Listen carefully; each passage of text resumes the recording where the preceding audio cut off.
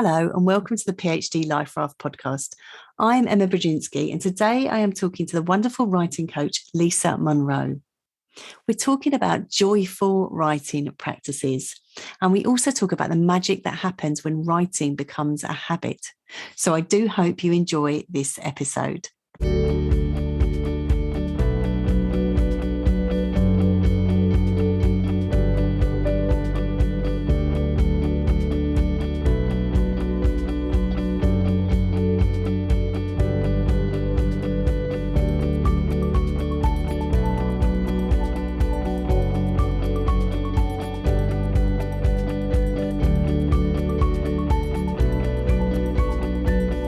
Hello, Lisa.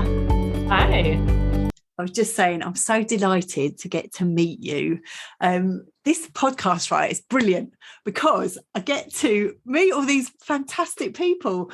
And I said, I've been stalking you online and I love what you're doing around academic writing. I love the vibe.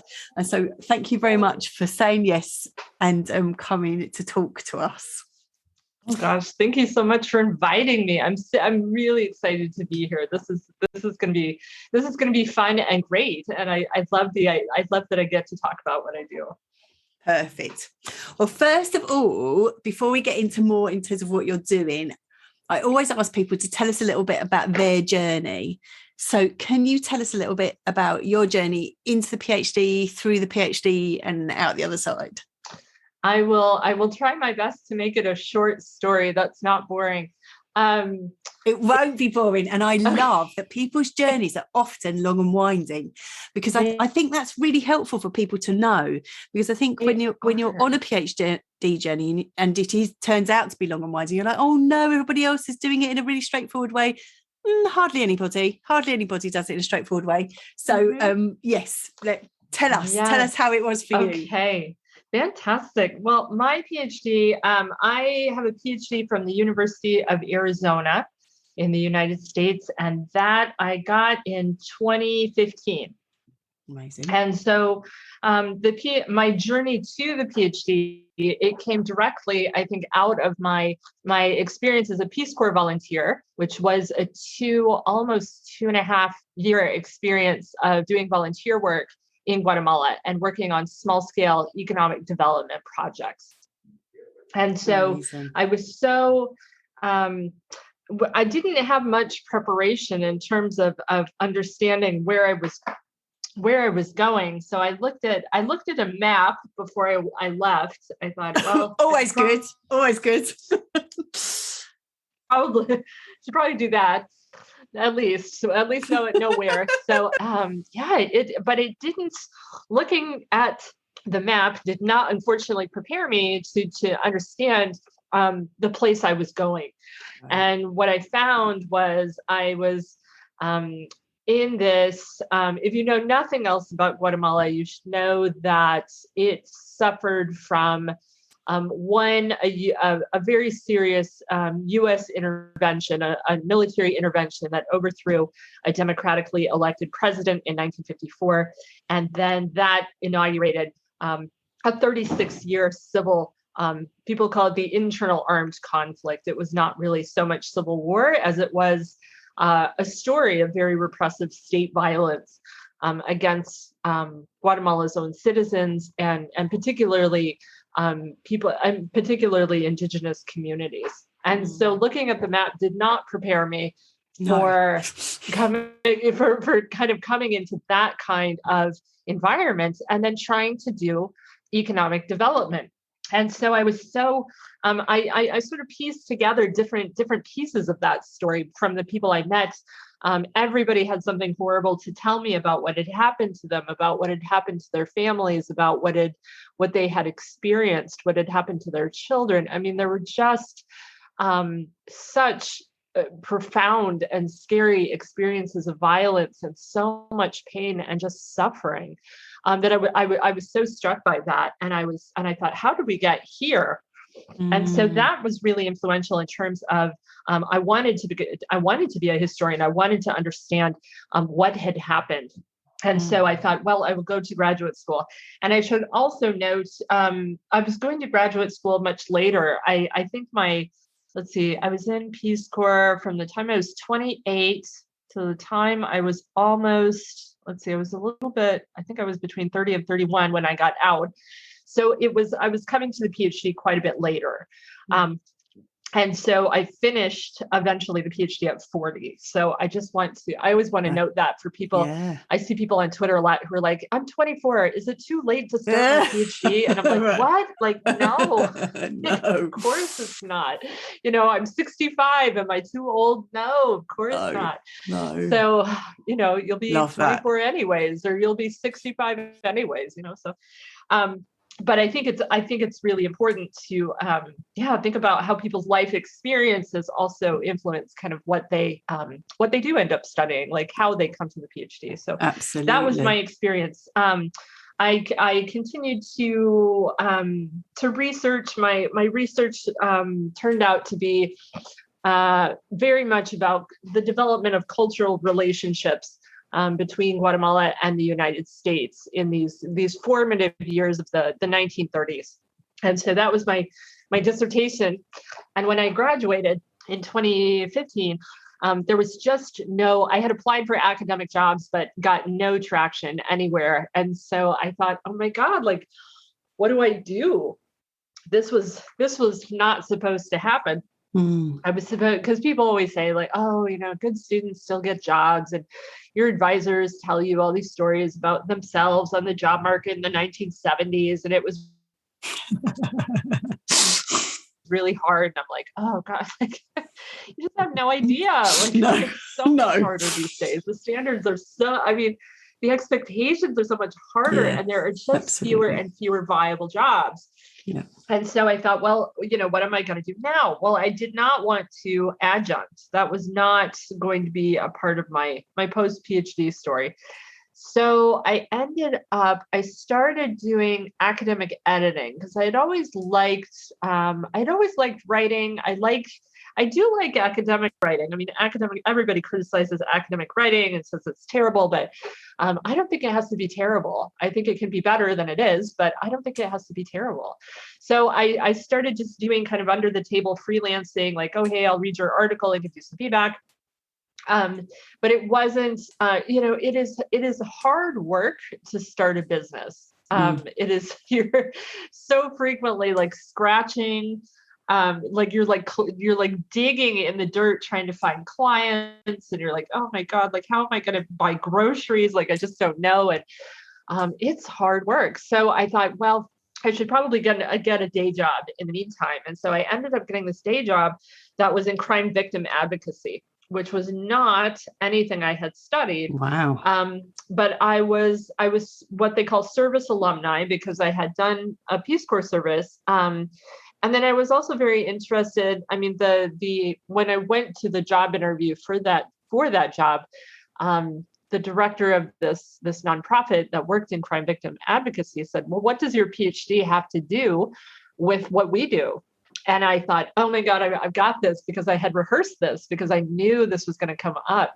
And so I said, well, here's the thing is I have this PhD because I'm deeply interested in issues of violence. And I am deeply interested in how people experience that. And I am deeply interested in issues of race and indigeneity. And I am deeply interested in connecting with immigrant communities in the United States. I am deeply interested, so I had like this whole list of reasons that they should hire me, some of which were connected to my academic research and some were connected to my non-academic life. But I was able to convince them to hire me. So I was doing that work for a while. But that is emotionally heavy work. Yes.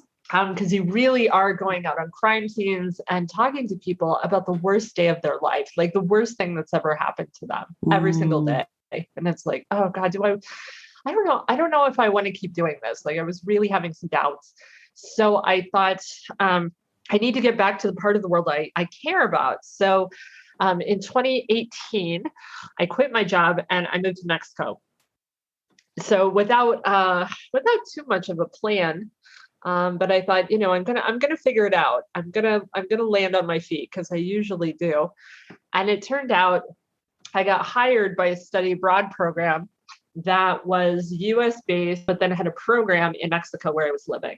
And so I became the director of the study abroad program. And that lasted for a couple of years, and that was really great work. And then, of course, COVID came and study abroad went away. And I thought, well, maybe this is my opportunity to really devote myself to my small business. This is my chance to make it really happen in a big way that I haven't previously.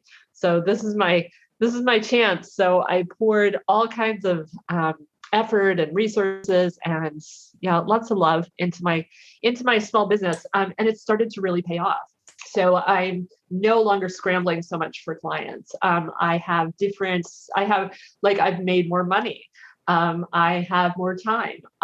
So I've been able to design a business that has been it's very much me. It reflects what's important to me. It's really a lot about my values. So that's been the story. And so I've been doing that for the last couple of years. Love that. And we all have a happy ending. Yes. Yes. Brilliant. And so your business, so your work, your passion, your focus is on writing. Yes. And in particular, you talk about working with academics, and you're thinking about joyful writing practices, which, when we think about PhD writing, joy is not the word that's top of the list. Yeah. So tell us about joyful writing practices, why you think that's possible and how you think that's possible. Yeah. So I think the myth that I am trying so hard to bust, and this is, I think, if I'm making contributions to conversations about academic writing, I think this is where I've started. This is where I've ended up. I think I've really ended up with the idea that academic writing doesn't have to be terrible. The process of getting writing done doesn't have to be awful. It doesn't have to involve sobbing. It doesn't have to involve a lot of shame and fear, which people frequently fall into. It can actually feel really fun. It can feel joyful. It can feel interesting. It can feel inspiring. Like I really think it can. And so this is sort of my radical approach to academic writing. If academic writing is a major piece of what we do as academics and PhD people, should we not endeavor to make it feel joyful and make it feel a little bit better? It doesn't have to be so horrible. So that's really where I have been devoting that's sort of the idea I've been shaping. And I started shaping that idea. I can't remember when at one point I was blogging a lot about shame and fear in writing. And that felt like important work, but it's hard to always confront the darkness all the time. So at one point I was like, gosh, maybe it's not even so much about managing the shame and fear. Maybe it's about chasing joy. Like maybe that's the radical piece here. And I thought, that feels kind of subversive, and it feels kind of good. And I kind of like it. So that's where I've been really directing my efforts and energies. Which I love. And this sense of the PhD journey as an opportunity to enjoy yourself, to savor research and to savor the opportunity to think and write about things that you're passionate about is a brilliant opportunity. And I love that you're encouraging people to dive into that. So can you tell us a little bit about how you do that, how you encourage people to do that? So one of the things that I know about writing is that the more you do it by yourself, the worse it feels. It's very easy to fall into isolation. It's easy to fall into shame and fear spirals. It's easy to talk yourself out of writing because it does feel hard sometimes. And it does feel intimidating. And you're like, ooh, like this is hard. I don't know if I can do it.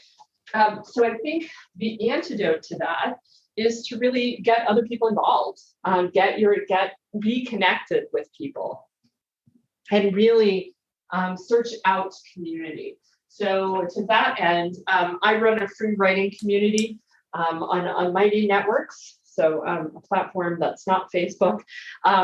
So I connect people together, and we do, for example, here's a very tiny example. We do a shut up and write session every Thursday, 11 a.m. Eastern time. And so it's like whoever happens to be online at that time, it's like, okay, we're going to start, and everybody gets together, and maybe I'll have 5 people or 10 people, or, it just depends who wants to do it. And we'll all be writing for this hour. And it's amazing what happens. Like, we're all at home or wherever we are, but we're all connected on this platform. And there is something really amazing about just knowing that other people are out in the world doing this work alongside with you. It's like people get swept up in this wave of just momentum. Absolutely. Like other people's momentum. And suddenly it's like, oh yeah, like, okay, we're like totally doing the thing together. Like, yes, the thing is hard, and yes, the thing is challenging, but we're totally doing it together. And then the best part is at the end of that hour, I always ask people, like, I always ask people to celebrate, because I don't think we celebrate enough in academia in general. I think we are not taught to really, I think we're not taught to celebrate ourselves, our writing, our accomplishments. I mean, so much of academic life feels like this perpetual game of like, oh, why aren't I good enough or tenured enough or published enough or blah, blah, blah. But yeah, maybe just taking a moment to pause and really celebrate like what you've done.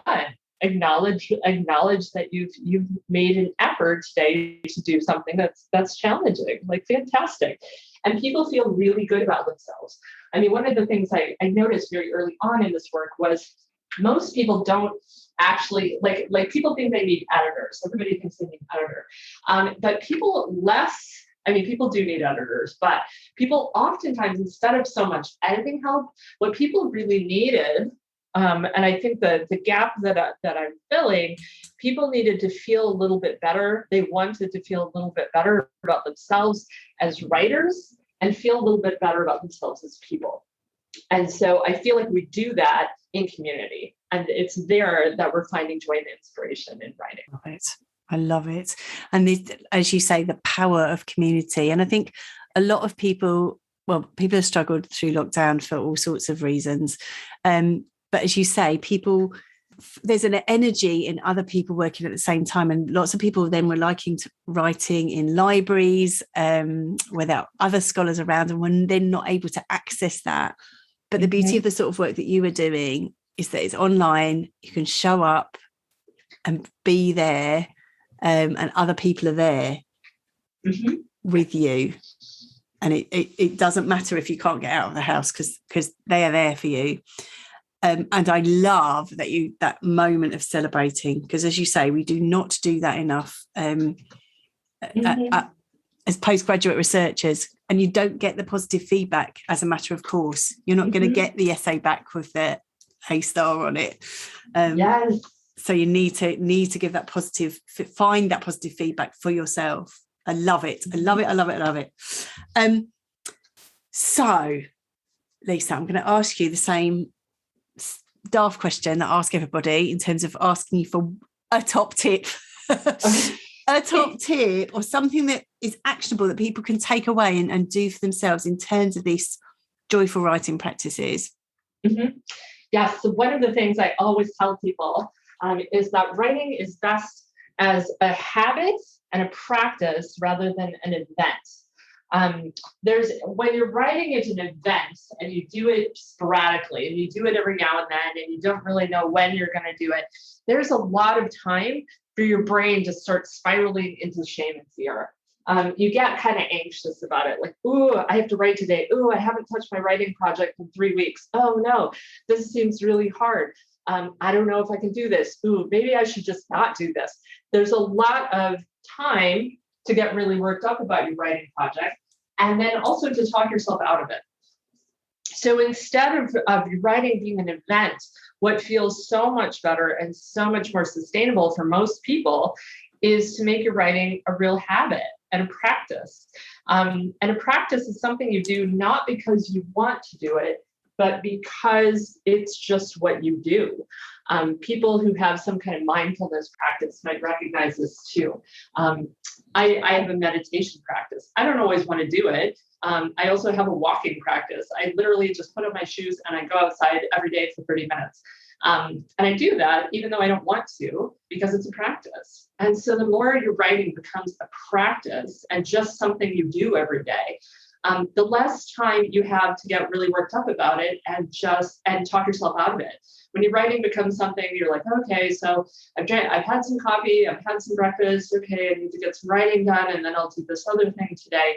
When it just becomes a real part of your life, like an integral part of your life, when you make it a priority and you do it, even when you don't want to, that's where you can start feeling really inspired. And I think most people, are really surprised when they do start making writing into a practice, how joyful that can feel. Like, because you are making such progress, and it's that progress that helps people feel really good. Oh, I think that's brilliant. Not an event, a practice. Not an event, because as you say, then it becomes a big ding dang dong. If it's an event, like, it's massive and overwhelming, and actually it's a habit. It's something I do every day. I love that. Thank you so much. Thank you, Lisa. Thank you. So excited about this. We will have all your links on the show notes so people can find you. People can find your Shut Up and Write sessions. People can find out more about the other works that you do. And also on the show notes will be a link if people want to sign up for the Notes from the Life Raft, which is a weekly email, comes directly to your inbox with lots of good stuff in. So thank you, Lisa, so much for being here. Thank you. And thank you all for listening.